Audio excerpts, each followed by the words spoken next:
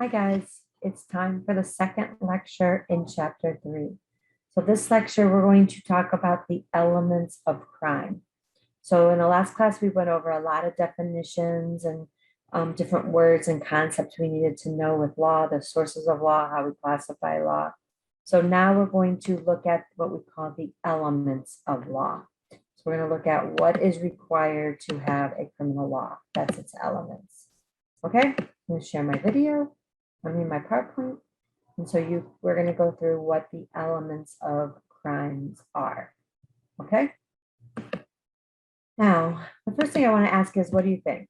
So if you were stranded on an island, if you could only have 3 laws, what would they be? You're stuck on an island with a group of people. You have to form your own laws.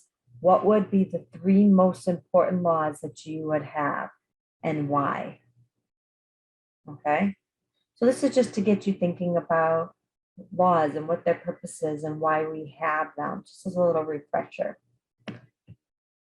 Now, many of you probably pick different things, which is interesting to give it a thought. There really is no right or wrong answer.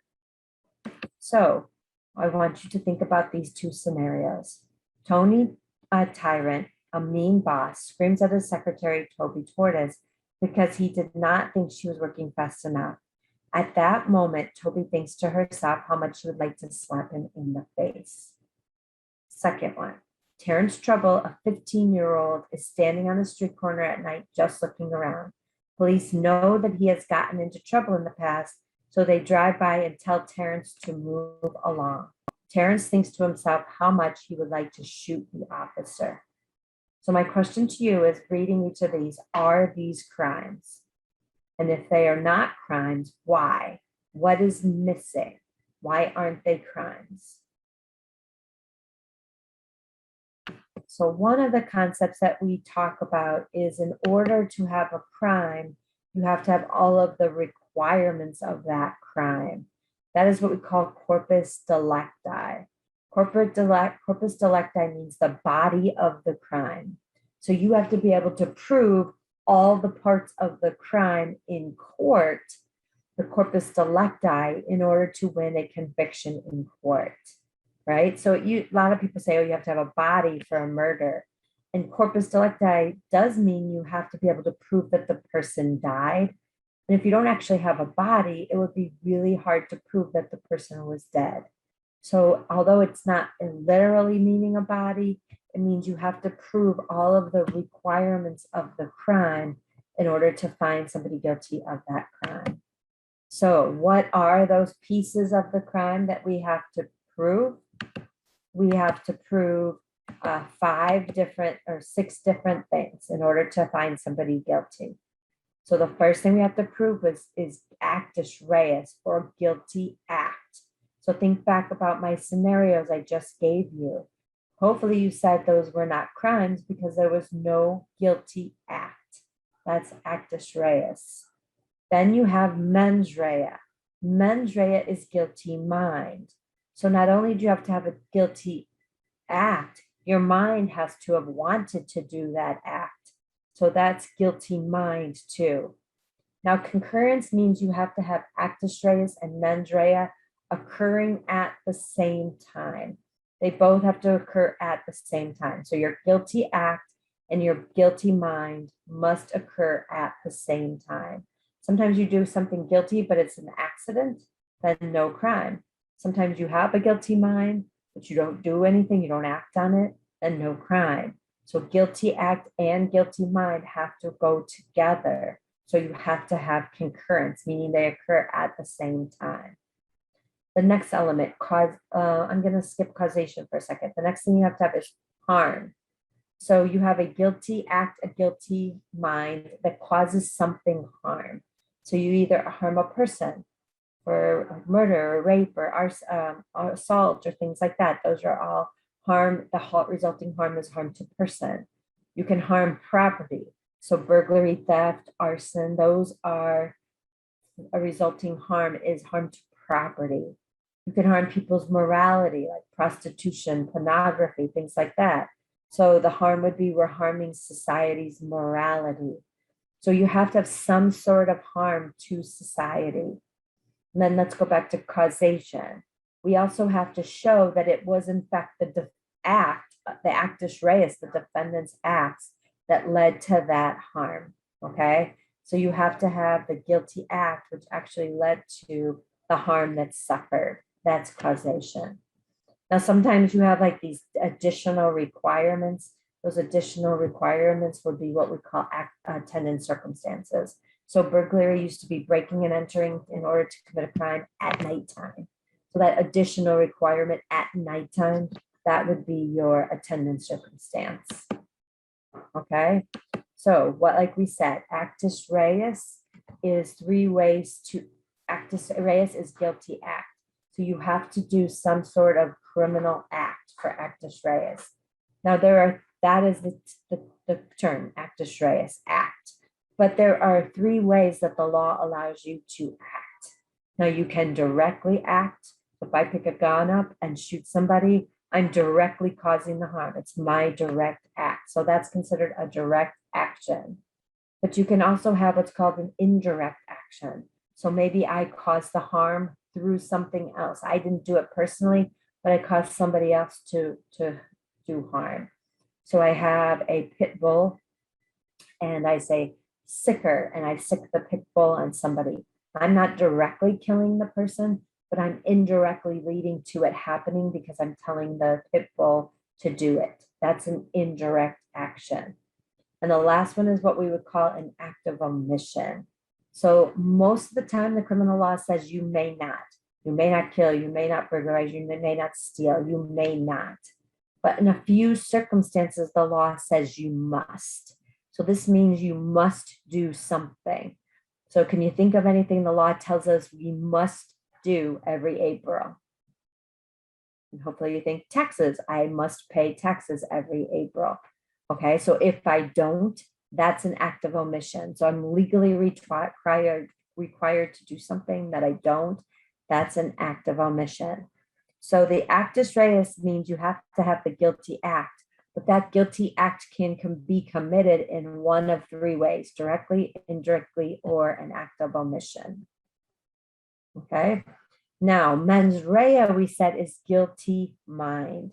So guilty mind means you wanted it to be done in some way. Okay. You have some level of intent.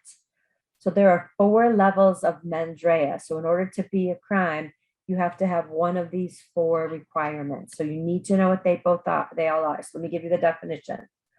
So the first one is the worst of the crimes. Those are intentional crimes. Intentional crimes mean you intend to act and you intend the result. So make sure you're writing that down. Intend to act, intend the result. That's intentional, okay? So if I pick up a gun, I point it at somebody, I pull the trigger, I intended to act, and I intended the result. I want the person to die. Knowing is intending to act, and it's virtually certain your actions will result in something, okay? So let's say I take an automatic machine gun, and I come into the classroom, and I just start shooting everywhere. I'm intending to act. I'm pulling the trigger. I intend to act.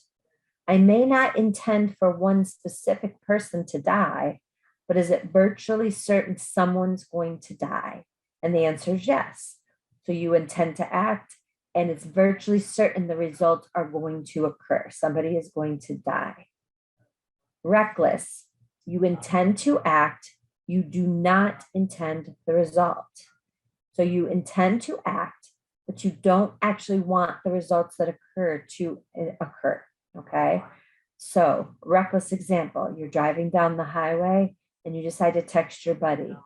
It's reckless, you intended to text, but when you hit somebody and kill them, you did not actually want that to happen.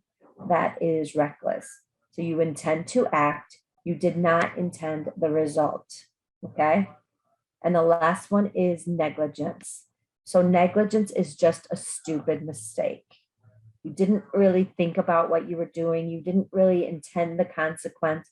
You just weren't thinking and you did something stupid. That would be negligent. Okay. Now, these also are how serious a crime is. Obviously, intentional crimes, intending the act, intending the result, are going to be more serious crimes than a negligent crime, which is a bad mistake. And we're going to punish them accordingly. Intentional crimes are going to have a much harsher punishment than negligent crimes. Okay. So read each of these and decide which level of mens rea do you think fit it best. So stop the video, try to write them out, and then start the video when you're done and see if you got it right. So hopefully you got it right. Intentional, reckless, knowing, negligent. Okay? So hopefully you got all of those right. Excuse me. Whew. I'm usually on. Okay, mens rea. Now, the last thing I want to talk about with mens rea is don't confuse mens rea with motive. Motive is the reason why you commit the crime. So we don't actually ever require a prosecutor to prove mens rea. We just require them to prove, I'm sorry, I take it back. We never require a prosecutor to prove motive, the reason why the crime was committed. We just want to know, did they intentionally do it?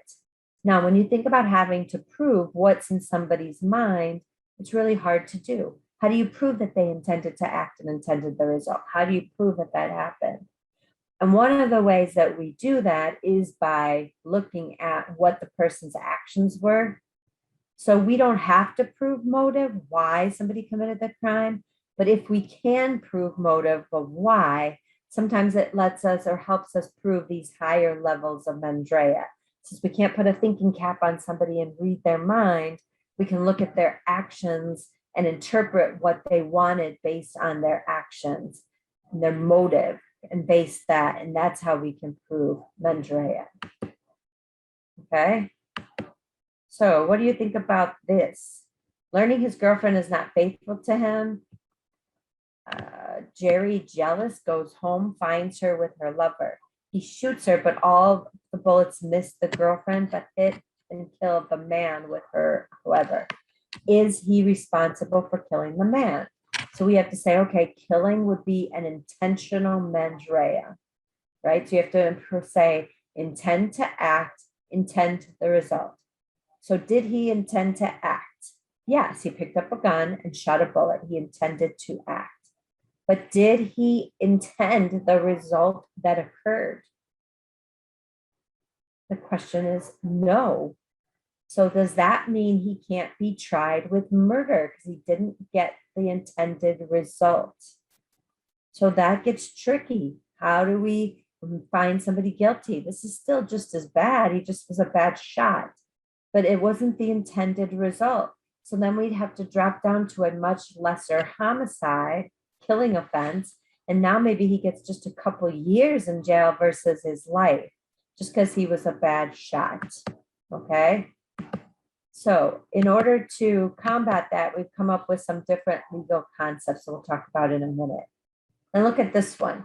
Lucy Loser, a 22-year-old, meets a guy in the bar, goes home, and they have sexual relations. Soon thereafter, the police arrest her for rape.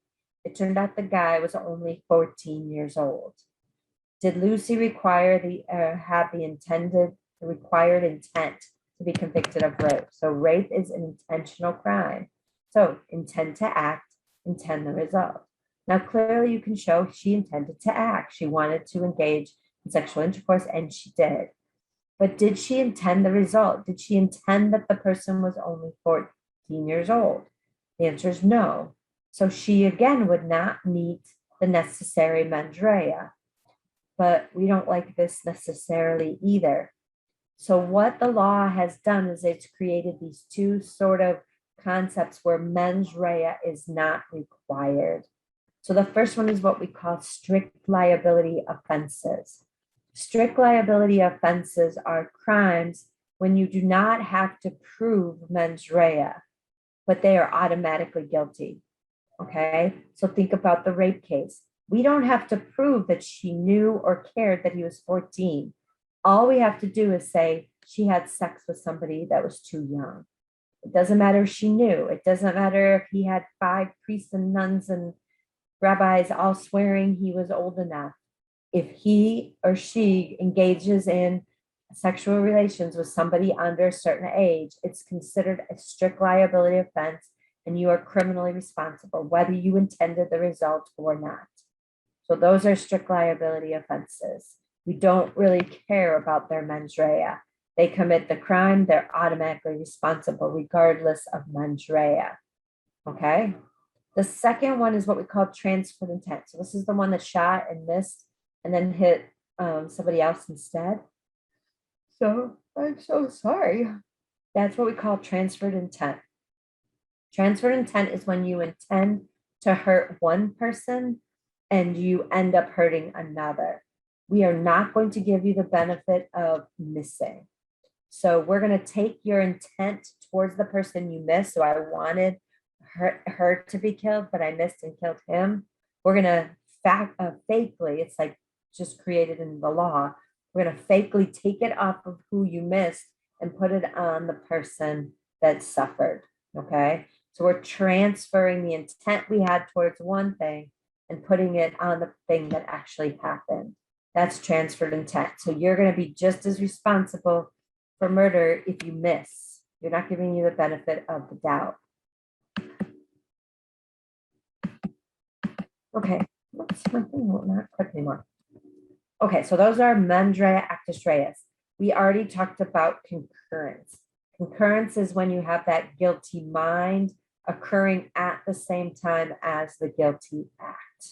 Okay, so this is just an interesting little chart that helps you understand concurrence. The building was on fire, burning down is not a crime unless there's somebody that's responsible. Okay, so just because you have a fire doesn't mean somebody caused it to happen. It could have been a power surge or electrical problem or struck by lightning. So we have to show that it was what the defendant did to in fact lead to the fire. In this case, we don't have anybody with intent or actus reus. We just have a house on fire, so no concurrence. Okay, only concurrence and no explanation. Okay, individual at all. A person can't be guilty for a crime if there is no actual crime has been committed, even if the person in question had a formal confession. So this is when you have actus reus, but maybe, when you have mens rea possibly, but no actus reus. If you don't have a person actually doing anything, then there's no concurrence. So corpus delicti is when you have both intent and act. So you have the act of burning, and then you would have the intent that they wanted it to happen. Okay, so you need both to fit. Oh God, I'm so sorry. Corpus delicti, you need all of the elements, causation, all of them. Okay, so we already said harm. The defendant's actions must cause some sort of harm. Remember, harm is very general. It could be emotional harm, financial harm, or physical harm. You need causation. The defendant's actions are linked to the harm that's suffered. In attendant circumstances, you need certain requirements sometimes that are additionally listed, like at nighttime. Okay, so let's try. Assume that you plan to set fire to an old barn for the insurance money.